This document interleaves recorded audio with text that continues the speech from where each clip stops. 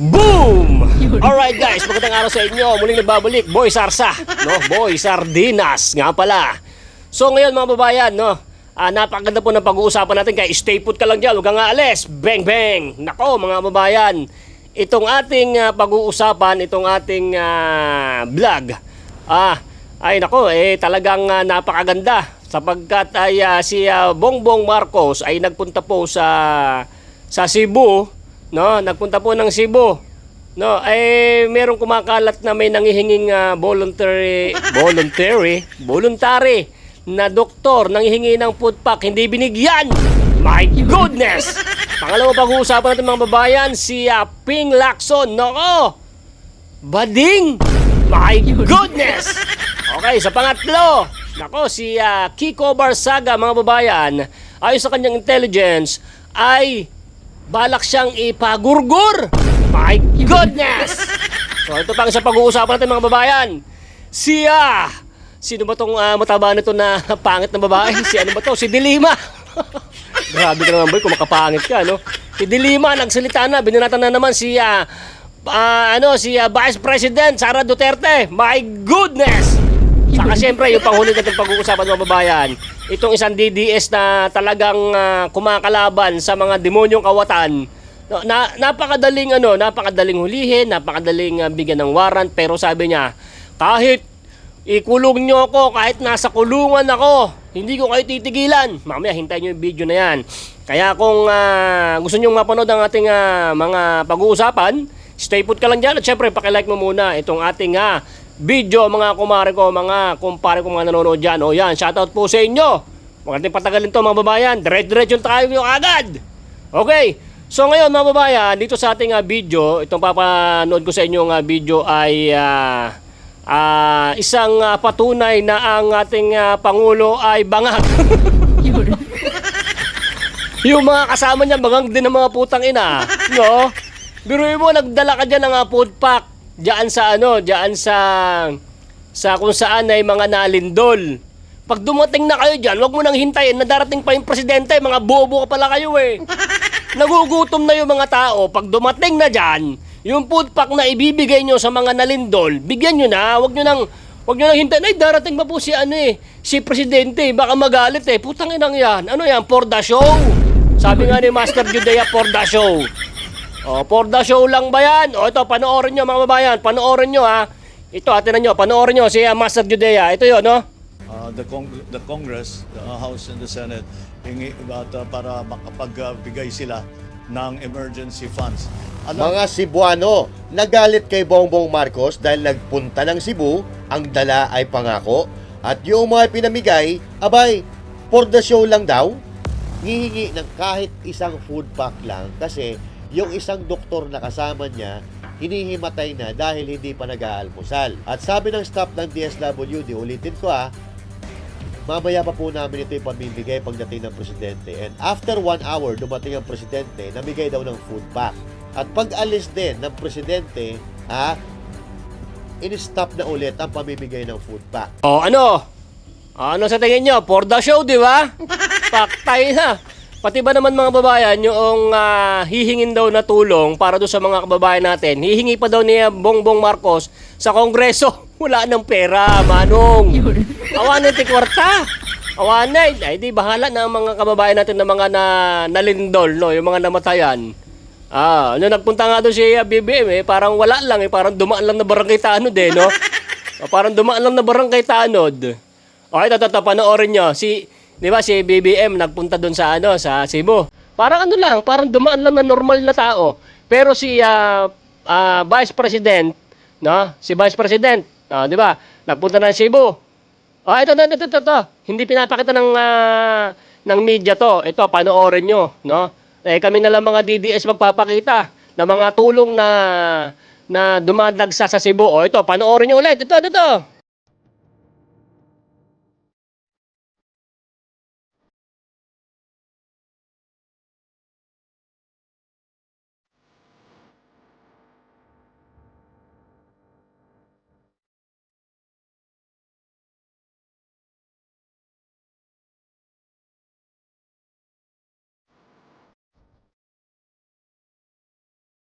Boom! Alright, napanood nyo, no? Track, no? Kaya mo na, hindi man pinapalabas ng media yun eh. Wala eh. Ganun talaga, trabaho na lang. Kami na lang ang magiging media ni Vice President. Di ba? Kami na lang ang magiging media kaysa naman yung mga medyang bayaran. May kinikilingan, no? 24 oras. Basta may pambayad ka sa media, siguradong panalo ka. Boom! Di ba? Lupet, no? Ang sweldo lang namin dito ng mga DDS, yung panonood nyo lang ng ads mga babayan. Hindi kami binabayaran dito ng Duterte. No? Walang bayad-bayad dito, hindi tulad sa may kabila. Mga trolls nga lang, may bayad na. Mga tanso ka lang, may bayad na. My goodness, ngayon, wala na daw hong pambayad. Si Tambaloslos o si Lisa Marcos, ubos na eh. Tanggal na sa pwesto. Paano pa makakakurakot? Sabagay, yung kanyang mga nakurakot, kanya na lang yun. Di ba? Panis. Ito pa, isa pa tunay. Na pagka si BP Sara nagpunta sa isang lugar, talagang pinagkakagulan dahil pang artista. Kaya nga galit na galit si Lisa Marcos pagka sila ay nagpunta sa isang lugar, hindi man lang sila pinagkakaguluhan, hindi man lang nagpapapicture sa kanila. Samantalang si BP Sara, pag bumaba pala ng sasakyan, ay ganda rin na. Panoorin nyo, ito na naman ulit.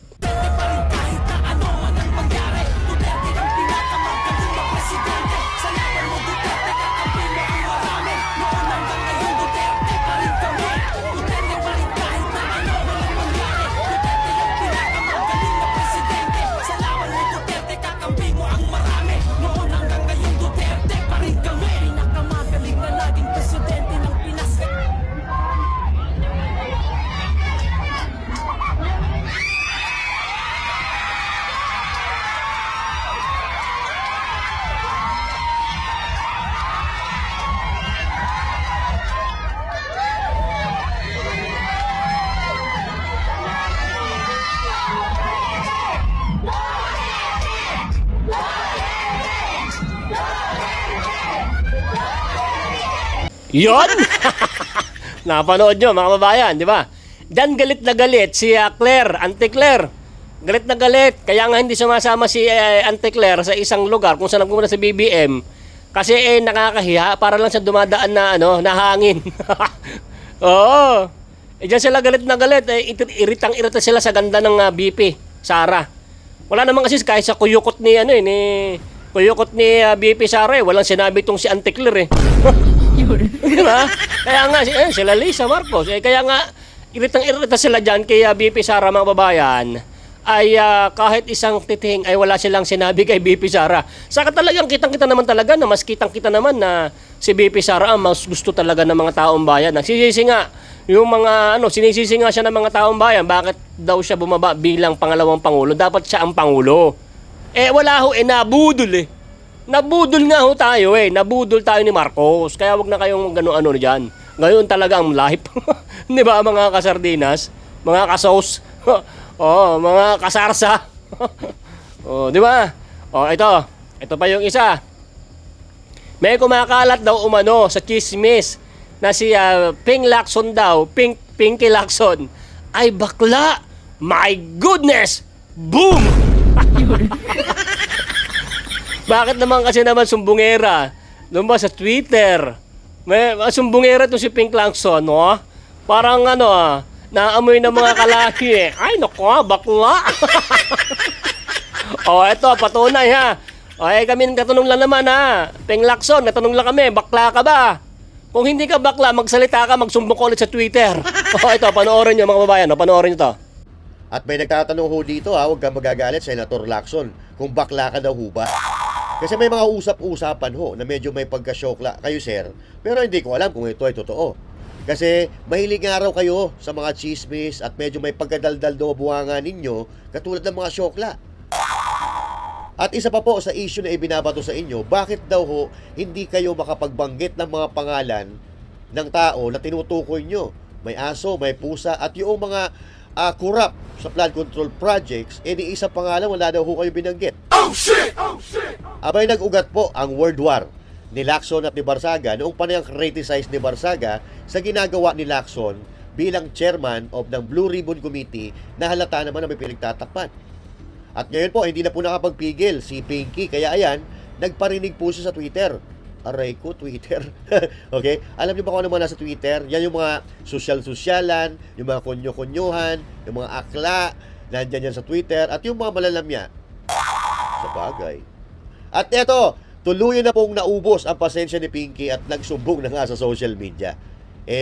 Binuko ba naman kasi ni Congressman Barsaga na best friend pala sila ng mga Diskaya. Pero balikan po muna natin yung mga banat ni Barsaga noong una. Ito po, mga kababayan, yung nasa screen. Sabi niya dito, si Senator Ping Lacson ay isang malaking kahihiyan sa Cavite. Ay, grabe. Mas pinili niyang protektahan si Marcos at si Romualdez kaysa pagsilbihan ang taong bayan. Ang sakit nito, yun yung sinasabi ko kanina na may pinagtatakpan siya. Kaya, ayan, inilagay siya sa posisyon kung saan nandyan sila ngayon. Dahil kung si Marcoleta pa rin, kung si Marcoleta pa rin ang chairman ng Blue Ribbon Committee, patungo na sa mga boss nila ang investigasyon. Kaya ayon, bigla nagkapalitan ng hindi napapanahon. So, i-forward natin, mga kababayan. Isa pang banat ni Barsaga. Sabi dito ni Barsaga, Senator Ping Lacson will go down in history as one of the worst senators in our country. He is no different from the Diskayas. So, ibig sabihin, talagang sinasabi niya na magkaibigan daw talaga kayo ng mga Diskaya. Malamang mangyari nga yan. Kasi nakikita ko sa social media, kaliwat kanan, binabanatan siya. Mapayelo, pula, halos lahat galit sa kanya. Halatang halata naman kasi, ang mga galawan nila, ni Pinky, ni Pepsi, si Tuta Sen, Tito Sen pala, sorry. Senator Soto, di ba? Boom! Alright! So ayan, napunod yung mga babayan. Yan ang katibayan na marami na nakakahalata kay Pinky Lacson na siya po ay bading. Hintayin po natin yung kanyang pagsusumbong ulit sa Twitter. Sasabihin po ni Ping Lacson na hindi po siya bakla. Kasi sasabihin niya ba naman na hindi niya kilala o hindi niya talagang kilala itong Diskaya. Sinabi nga ni Kiko Barsaga na close sila lumabas ba naman sa CCTV camera yung kanilang pagkatagpo ng Diskaya, talagang may pagganong-ganon pa si Diskaya. Di close. Ay, nako, bakla. Nako. Kayo mga babayan, palagay nyo, pasok mga trolls. Boom! Ano ba sa tingin? Tanongin nyo nga sa boss nyo kung bakla ba siya o hindi. Kami huwin tatanong lang. Kasi, biruin mo ba naman, naturing ang pulis yan, bakit sumbungera? Sa Twitter pa. Lumalabas Pinky Lacson na ang tawag sa kanya, sumbungera. Nako, yung pagbabae, nahalata daw, pinipigilan nyo, wag yung pigilan. Pinipigilan nyo pa na wag bumaba. Na kasi siya, nasupalpal ni Kiko Barsaga na close niya si Diskaya family, paktay. Woohoo! Ito naman. Ito naman sa intelligence ni Kiko Barsaga, mga babayan, ay may lumalabas na nababalitaan, na didetect ng kanyang intelligence, mga babae. Intelligence? Sana may intelligence pan? Di ba? Si Kiko Barsaga ay may napipintong death threat. Siyempre, may mga may mga intelligence yan si Kiko Barsaga. Siyempre, yung pagbabanat niya. Meron daw nagbabanta sa kanyang buhay. Sino ba to? Kayo mo alamin nyo kung sino ba tong nagbabanta sa kanya. Yung naamoy niya kung sino ang gagawa sa kanya to. Panoorin nyo ulit to. Ito pa. Pasok, Master Judea. Ang sabi ni Kiko Barsaga, my intelligence network has informed me that a certain senator is plotting to end my life. Wow. Diba? May ganun na pala eksena. May patayan na. Wala namang ganyanan. Kapag asaran lang. Kapag kupalan lang. Wala patayan. Ano ba? Diba? Sa tingin nyo, sino senador na tinutukoy ni Kiko Barsaga? Kasi, siya yung meow-meow Diba? Siya yung meow-meow. Na sinasabi na pusa, walang duda siya yun. Si Kiko Barsaga yun, sinasabi ni Senator Ping Lacson. Diba? At tuluyan na ngang nagalit, itong si Pinky Lacson. Ito na ngayon nangyari, mga kababayan. Viral ang litrato ngayon ni Senator Ping Lacson kasama ang kontrobersyal na mag-asawang Diskaya na ibinahagi ni Cavite Congressman Kiko. Barzaga. Pero may isa pang bagay na nabisto ang mga senador tungkol sa mag-asawang contractor sa budget hearing kanina. Para bigyan ng mukha ang balita, Mobile Journal, Nerimon Reyes.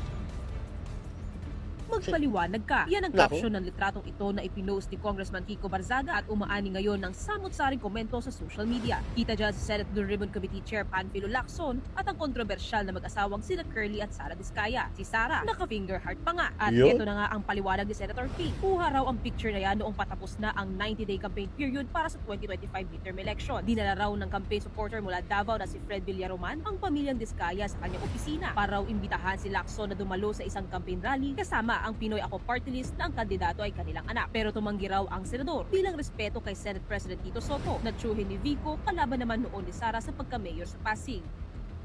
Ayan, mga kababayan, sinungaling ka kasi. 'Di ba? Sinabi mo na hindi mo kilala yung mga Diskaya pero may picture pala kayo. 'Di ba? Dapat sinabi mo na nagkaroon ng pagkakataon na magkita kami pero hindi kami gaanong magka-close. O pwedeng ganun. Pero pinasinungalingan mo, sabi mo hindi ko sila kilala eh. Ngayon lang nagsulputan yung mga Diskaya, di ba sabi mo? Sinungaling ka kasi, di ba? Sabi mo, di mo kilala. Oh. Binisita ka pala tapos di mo kilala. Kahit sino bumisita sa akin, makikilala ko.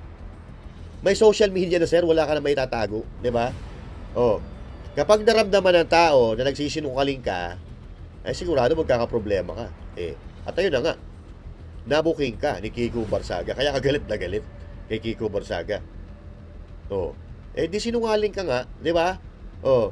At alam nyo ba kung sino ang senador? Alam nyo kung sino yung senador na pinariringgan niya? Maingay daw, tahol ng tahol. Sige, hulaan nyo nga kung sino. May premyo kayo sa akin pag nahulaan nyo. Nakita ko, nag-tweet si Senator Senator Lacson. Lacson. Oo. Sabi. Abay, nag-tweet siya. Hindi ko lang kung ipapakita natin. Pero nag-tweet siya, sinasabi Pakita nyo. naghahanap siya ng mga vet. Pwento Ba't kailangan niya ng bet? Ano mga hayop na to? Specific ang kanyang paghahanap. Kailangan daw niya ng vet kasi may problema siya doon sa maingay na aso sa taas Okay. at maingay na pusa sa baba. Tama ba ako naintindi ko? Maingay na pusa sa taas, maingay na aso sa taas, maingay na pusa sa baba. Ibig sabihin, lower house, higher house, senador at congress. Okay? So dito, halatang-halata naman na pinariringgan niya dito si Kiko Barzaga. Pero palaisipan pa rin natin sa atin yan kung sino yung senador na pinariringgan niya. Kasi ang sinabi ni Barzaga ay pinariringgan niya si Tito Soto. Pero sa akin naman, ang pinariringgan nito ni Lacson ay walang iba kundi si Senator Marcoleta. Boom! Ayan ang sinasabi ko. Yan ang sinasabi namin sa'yo. Pinky Lacson. Oy, shoutout kay Kiko Barzaga. Napakalupit. Sana hanggang sa dulo, laban lang. Sir Kiko, ang lupit mo talaga, no? Binasag mo talaga ang mga buhaya, no? Papanukala daw niya, ma-impeach talaga itong si Marcos, no? Hindi na masaya. Marcos Jr., hindi na masaya ang taong bayan sa'yo. Hindi ba?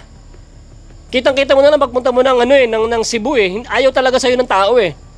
Hindi mo ba nahalata mo? O talagang manhid ka lang, o talagang makapal lang talaga ang pagmumukha mo. Kung ako presidente, hindi na masaya sa akin ang mga taong bayan, magre-retiro ako, baba na ako. Masasaya pa ang taong bayan kung ikaw'y bumaba. My goodness! Hindi ba?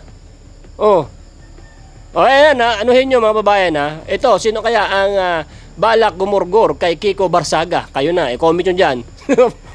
Kayo na ang bahala kung anong sasabihin nyo. Kasi naman, wala sumbungera kasi yung isa dyan di ba? At ito pa mga babayan, my goodness. Dire-diretso tayo para walang putol. Ito naman si Manang de Lima. Pumutak-putak parang tandang na hindi matae. Parang inahing manok na hindi na pwedeng katayin kasi matandang na manok. Inahing manok na hindi na pwedeng katayin kasi matigas na ang laman. Matanda na. Wala lang kakain sa'yo, Dilima, kahit native kang manok, busit ka. Ito, panoorin nyo, putak ng putak. Itong manok na ito, na mapapansin, tumulong na lang sa may Cebu. Kung wala ka nang ginawa niya, kung dakdak ka ng dakdak dyan, Dilima, kung ang ginawa mo, pumunta ka ng Cebu, nakiisa ka doon, nagtulong ka, no? At ay namigay ka ng bigas kahit 1 kilo, magmula sa bulsa mo, hindi yung oras ng dilubyo, bumabanag ka kay Vice President. Panoorin nyo naman itong tipaklong na to. by the Constitution itself. So disrespecting the budgetary process of this body is a clear case of disrespect of our Constitution. Who is she to continuously disrespect or show disrespect to this body as an institution and to the Constitution? If she can afford to be showing herself up to the Senate, including being there and applauding the former Senate President in his privileged speech, which is definitely not part of her mandate as a Vice President, why can't she not spare a few moments of her time attending to her official function as Vice President to defend the budget of her office? Enough is enough. Enough of her brattiness. So, I rise today to manifest my extreme displeasure about the behavior of our Vice President. And in due time, I will move for Ayan, mga kababayan. In character si Dilima, no? So, extreme, ano tawag dito? Galit na galit daw siya. At hindi niya hahayaan ito na mangyari na babastusin ang Kongreso. Babastusin ni VP Sara Duterte. So, ano tawag niya? Extreme displeasure. Hindi daw siya nasisiyahan. Saan ka nasisiyahan? Kay Junel at kay Dayan? Oh, shit! In character ka pa dito, Akala mo mahal mo talaga Pilipinas. Akala mo naman may naniniwala sa arte mo. 'Di ba? Ang mahal mo hindi Pilipino, hindi Pilipinas. Ang mahal mo si Ronnie Dayan tsaka si Junel. Alam mo, Dilima, ayusin nyo muna yung mga buhay ninyo sa Kongreso. 'Di ba? Dahil diyan nagsisimula ang pagnanakaw sa pondo ng Pilipinas. 'Di ba? So now, bibirahin mo ng bibirahin si VP Sara Duterte dahil hindi umattend dyan. Putang ina, ba't hindi nyo ba't hindi nyo masabihan ng ganyan yung mga nagnanakaw sa gobyerno? Itigil mo yan, nagpapagod ka lang. Nagpapagod ka lang na putita ka. Kilala ka na namin kung kaninong tuta ka eh. Alam mo, gusto ko sanang sabihin na mo, pero wag na lang. Magkasala pa ako eh. Imbis na sana, yung pinuputak mo dyan sa Kongreso, inilabas mo, nagpunta ka sa Cebu, nakatulong ka sana doon sa mga Cebuano na naapektuhan ng lindol. O kaya, kung wala kang magandang mabuti sa bansa na ito, bakit di ka na lang magbigti? Diba? Kasi alam mo, Laila Dilima, sa bawat buka ng bibig mo, bukod sa mabaho na pagkatao mo, lalong nabubulgar yung pagka-inutil mo sa bawat salita na inilalabas mo. Putang budget na yan, mas importante pa sa inyo yung budget na yan kaysa doon sa mga taong nangangailangan ng tulong, ng agarang tulong. Bakit? Ubus na ba yung pakimkim sa inyo ni Romualdez? At kailangan nyo na naman ng bagong budget ngayon? Dapat yan, wala ng budget ang Pilipinas eh. Kasi ninanakaw lang. Diba? Wala namang kinapupunta ng putangin ng budget ng Pilipinas na yan. Mas mabuti pang wala na lang. Para sabay-sabay tayo, para tayo naghihirap. Po tayo na, pag naipapasa yung budget, kayo lang naman nakikinabang. Alam mo ba, Dilima, kung nasaan si VP Sara? Ayun. Nandoon sa Cebu, tinutulungan yung mga nasalanta ng lindol. Mas pinili niyang tulungan ang mga nasalantang Pilipino kaysa pumunta dyan sa mga demonyo katulad nyo dyan sa Kongreso. Diba? Nandyan ang karamihan sa magnanakaw eh. Hindi ko nilalahat ng kongresista, pero nandyan. At DOJ Secretary na mismo ang nagsabi na 67 na mga kongresista ang may kinalaman sa pagwawaldas ng pera, pagnanakaw ng pera, at may porsyento na nga, sila pa ang kontraktor, sila na lahat, putang ina, napunta na sa kanila ng pera ng Pilipinas. Diba? At ikaw, Leila Dilima, nakakampi ng mga komunista, kakampi ng mga dilawan, pinklawan, at ngayon kakampi na rin ni Marcos, buwa ka ng ina ka, wala ka ng kredibilidad, may gana ka pang magsasalita ng ganyan. Diba? Pumunta ka sa Cebu, tumulong ka doon sa mga kababayan mo. Broom! Broom, broom, broom! Alright! Napanood nyo, si Manang Dilima, parang native na manok na hindi na pwedeng kainin kasi matanda na, matigas na ang laman, kahit anong pakulo mo hindi nalalambot. Boom! Grabe, no? O yan. Kung ang dinakdak mo dyan, Manang Dilima, nag-vlog ka doon, nagpunta ka ng Cebu, nag-video ka, no? Nagbigay ka ng mga ayuda sa mga kababayan natin na nasalanta ng bagyo, ha? Hindi yung nandiyan ka putak ka ng putak na sana natuwa pa kaming mga DDS sa gagawin mo, sa ginawa mo sana na nagtulong ka doon, punyeta.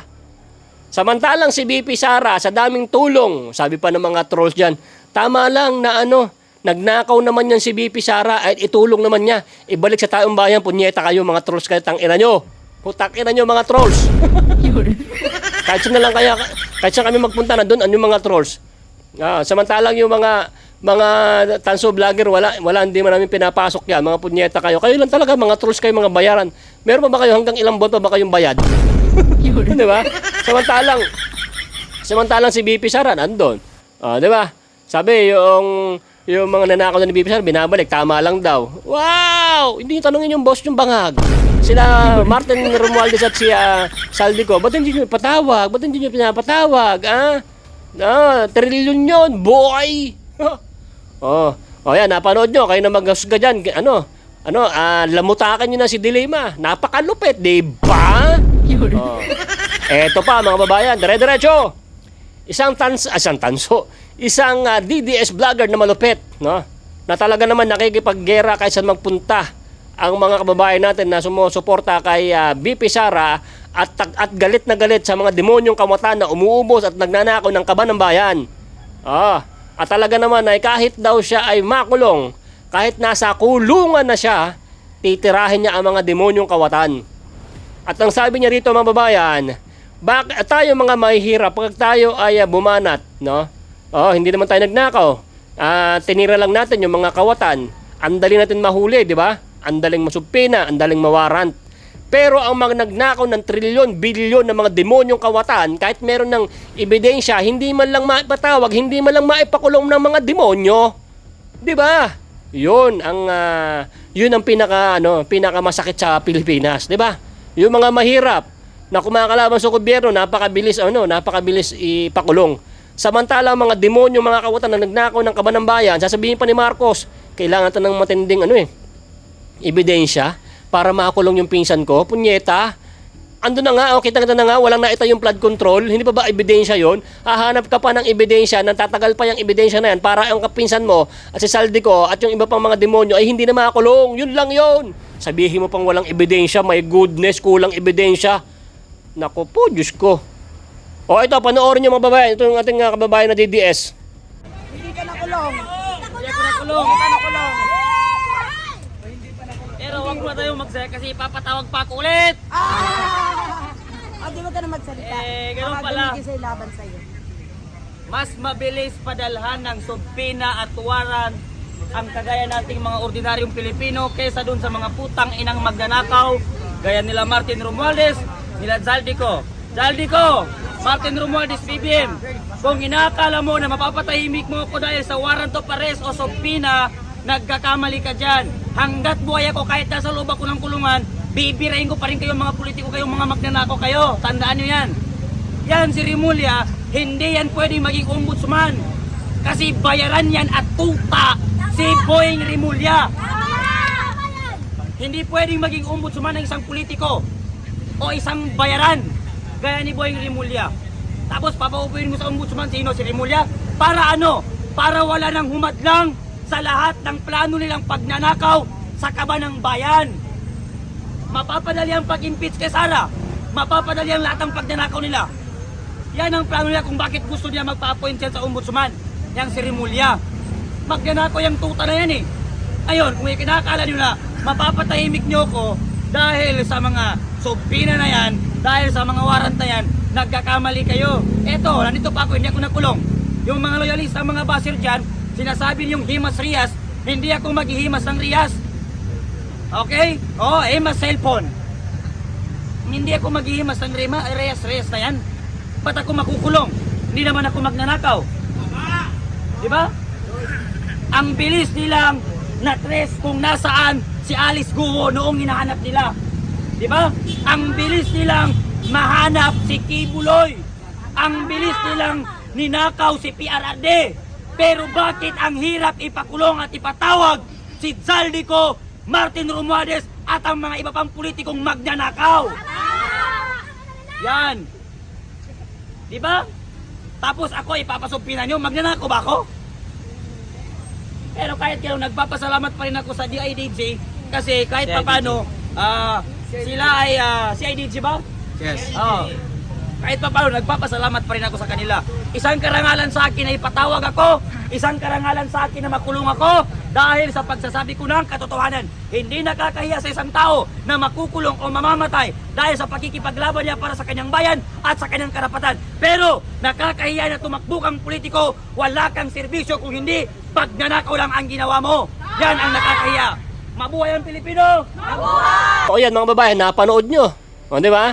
Kahit daw makulong siya ay hindi siya titigil. Na pumutak ng pumutak. Tirahin niya ang mga demonyong kawatan. Ubus na yung mga boses namin. Okay lang, di ba? Ganyan. Di ba, alam nyo mga babayan, hanggang sa nasa huli, magtatagumpay pa rin ang taong bayan. Tapos ngayon, pinapatigil lang investigasyon. At ay sana hindi talaga mangyari yan. Dapat may mapakulong talaga mga babayan. Hindi pwedeng hindi papayag, no? Hindi papayag ang mga sundalo, mga marines na walang maikulong diyan. Imposible yan mga babayan. Meron at mayroon mangyayari diyan. Tandaan nyo yan. Mention na kayo, may ibu pa rin tayo. Meron talagang hahatakin sa palasyo diyan. Yung pag-imbestiga nito, mga tagal na, tapos walang naikukulong. Half-heart lang kayo, mga demonyo kayo. Di ba? Ano to, nagsasayang ng pera ang taong bayan sa para pasweldo sa inyo, pag hiring-hiring, tapos walang maikukulong? Ha? Gusto lahat naging state witness? Punyeta, malupit talaga. Tandaan nyo, pag kumilos ang armed forces, at mga marines, mga sundalo, ha? Wala. Pag nagkaisa yan, nakaw, ay wala, dudukutin kayo lahat dyan sa Malacanang. Mga sundalo, mga sir, papayag ba kayo? Ganyan ang ginagawa sa Kabanang Bayan. Lahat, ang dami natin nagtatax dito, tapos kinukuha lang ng mga demonyong kawatan.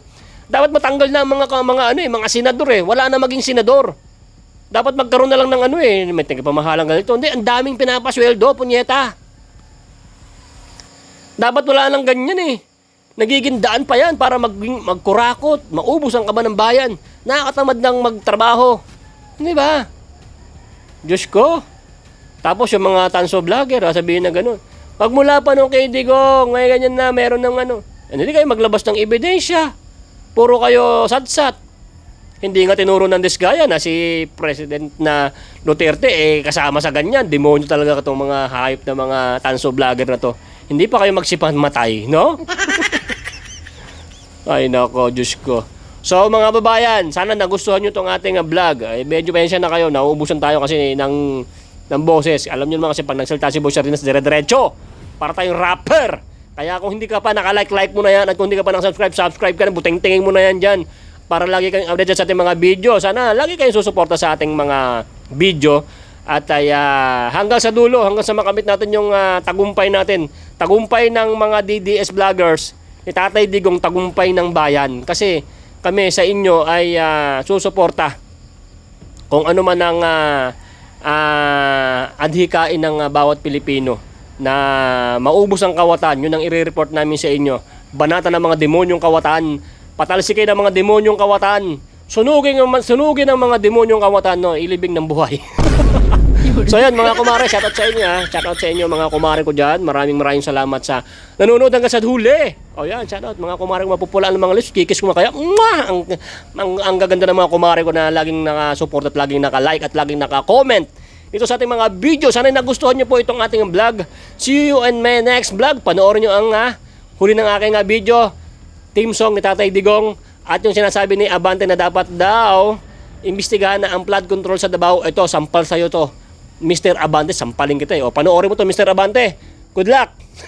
Bye-bye! See you next time again. Sa lumang silid, mag-isa kang tahimik. Walang kamera, palakpak ay wala na. Ngunit sa bawat pader ng bayang iniwan mo, may pangalan mong di na mabubura.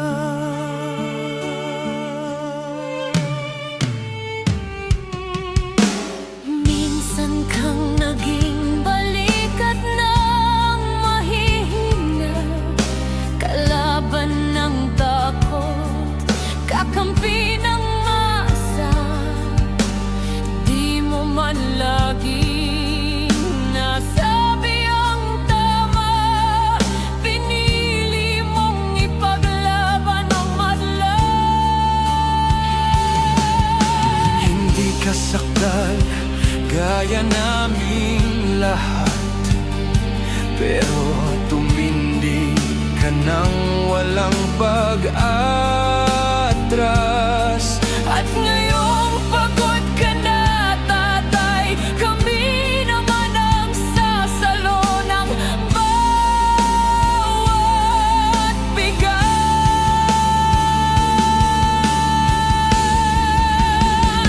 Hanggang sa dulo, ikaw ay mahal. Kahit papagod na ang iyong katawan. Tatay, salamat sa iyong paglaban. Ngayon, kami naman Hanggang sa dulo, di ka namin iiwan. Ang kwento mo'y dala ng bayan.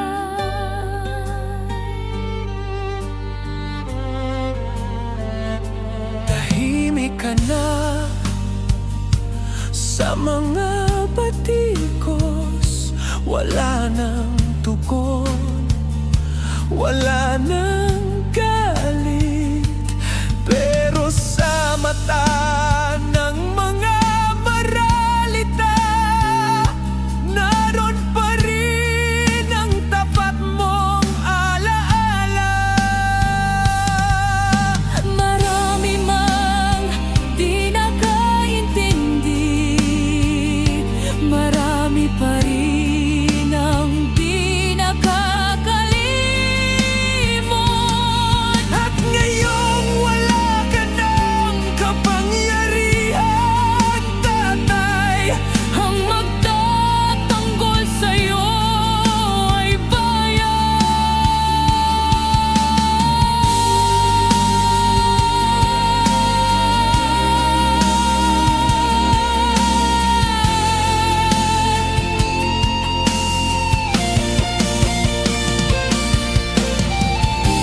hindi ka nag-iisa.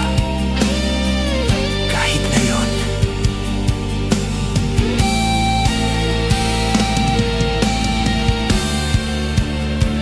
hanggang sa dulo, tangan ka pa rin.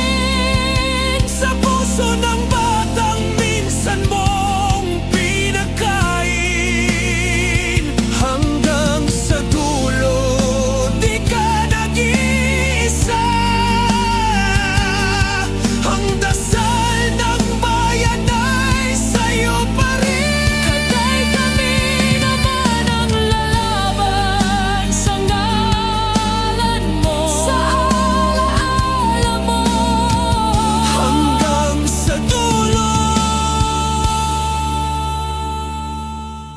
Dalangin ka ng puso ng masa.